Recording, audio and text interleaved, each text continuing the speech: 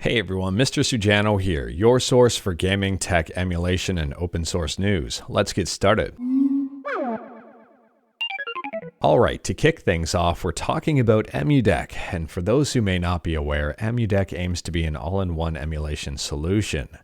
They say here that EmuDeck takes care of everything: emulator installation and configuration, bezels, hotkeys, performance fixes, and more. And EmuDeck has just released its Windows beta version. Now, a lot of people who have a Steam Deck and like to play emulators on them know what EmuDeck is. And for those of you with a ROG Ally, well, the ROG Ally runs Windows. And yes, you can use this version of EmuDeck on the ROG Ally and try it out. Now, it is worth remembering that this is a beta and some stuff may not work as expected. In fact, they say the Windows public beta has the following known bugs. Some antivirus might flag us as a Trojan. It's a false positive, don't worry. You need to disable your antivirus while installing EmuDeck. Some hard drives and partitions might not get recognized. And don't use Edge to download the beta. Now, I haven't done a tutorial yet for EmuDeck, but Retro Game Core has, and I'll drop a link to his video in the description below, and I do recommend checking it out. It's very thorough and also pretty good. EmuDeck is 100% free. It's on GitHub, and I'll drop a link to their website in the description below. Feel free to check them out. Moving on, and we're talking about PlayNight. And for those of you who may not be aware, PlayNight is an open source video game library manager with one simple goal: to provide a unified interface for all of your games, and PlayNight just got a brand new update. So at the time of filming, version 10.32 is the latest update. Now, this update isn't huge by any stretch of the imagination, but it does fix one really annoying bug. It fixes some controller buttons that were not working after restoring the system from hibernation.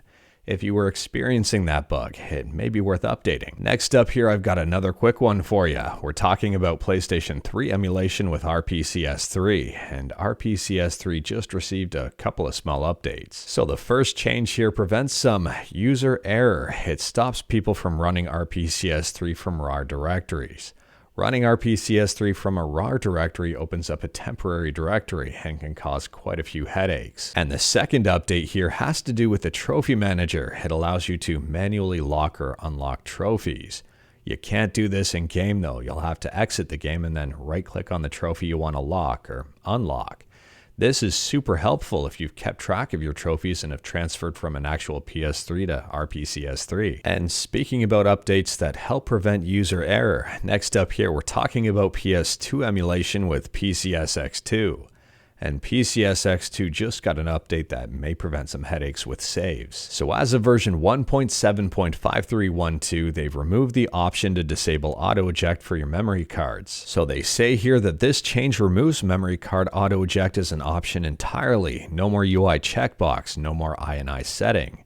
Just completely gone. Another way to try to stop people from killing their memory cards with save states. If you load a save state, your memory cards will be ejected.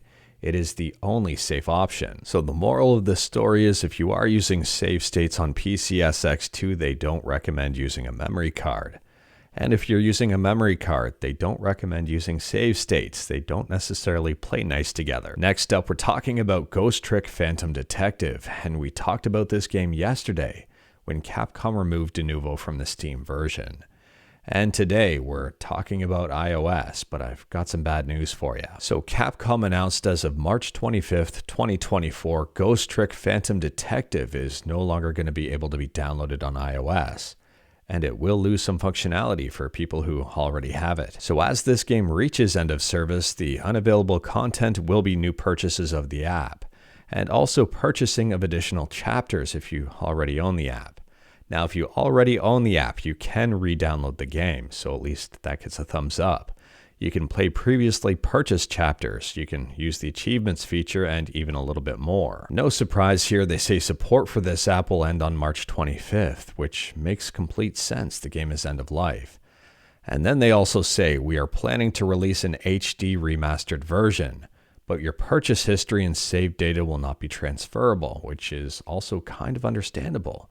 I mean, it's technically a separate game. Unfortunately, I've got no word on Android versions just yet, but I'm hoping the remastered version is released on Android. Let me know your thoughts about this one in the comments below. Next up, I've got some rapid fire news for you, and I'll leave links to everything in the description below. The first thing here is that Bobby Kotick today announced that he'd be leaving Activision Blizzard as of December 29th.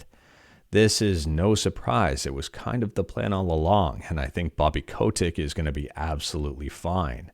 I don't think he's going to be hurting too bad. Secondly here, there was some analysis performed by Ampere Analysis that concluded the PS5 outsold the Xbox Series X and S by nearly 3-1 this year. That to me is a little surprising given the fact that we've had that PS5 shortage. I guess PlayStation pumped out a whole bunch of PS5s and they're just bought up by everybody. And if you want to talk numbers here, the PS5 sold 22.5 million units. The Xbox Series X and S sold 17.6 million.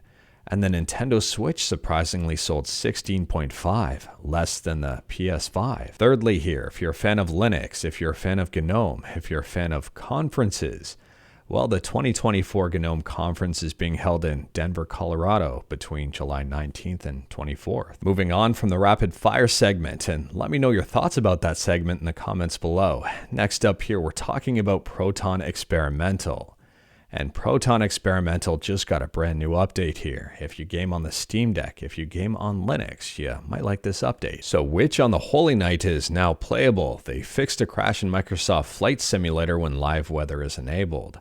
They improved video playback in Biomutant, and Devil May Cry 5 and Tony Hawk's Pro Skater 1 and 2 now have HDR options available, including on the Steam Deck OLED. Next up, we're talking about Geometry Dash on Android, iOS, and also PC, and this game just got updated to version 2.2. This update is absolutely huge. There's over 30 new gauntlets, a new level, a new game mode, a new game type, 4 new platformer levels, new collectible moons, over 700 new icons, over 100 new achievements, and a whole bunch more. If you haven't played Geometry Dash before, I do recommend checking it out. They call it a rhythm-based action platformer, and it's only a couple of bucks. And speaking about a couple of bucks, or rather a couple of $100, next up we're talking about the Retroid Pocket 4 and 4 Pro.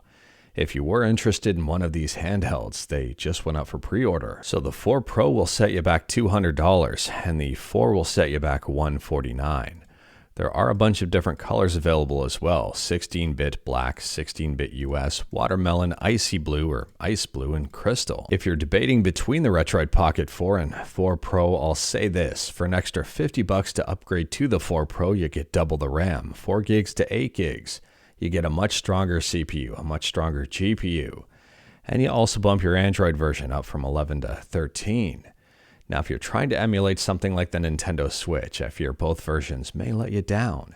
Mali GPUs do not have the best drivers, and therefore they do not work the best in something like Yuzu. However, with the 4 Pro here, it's got a lot more RAM that Yuzu will need. It'll set you up with the most success possible. Next up, we're talking about another retro gaming handheld, and this one's from Anbernic. They have just unveiled the RG35XX Age. It's pretty much the exact same as the 35XX Plus, which I'll have a review for soon on the channel, except this one's got a bit of a different form factor. Unfortunately, I don't have a price or release date just yet, but I'm assuming it's going to be less than $100 and probably release in the next few months. But anyways, that is all I've got for you in this one. Straight to the point, all stuff and no fluff. We talked about a bunch today. Let me know your thoughts about absolutely any of it in the comments below. If you liked this video, leave a like. If you didn't like this video, leave a like. Hit that subscribe button, check out my other videos, don't tempt fate, save your state.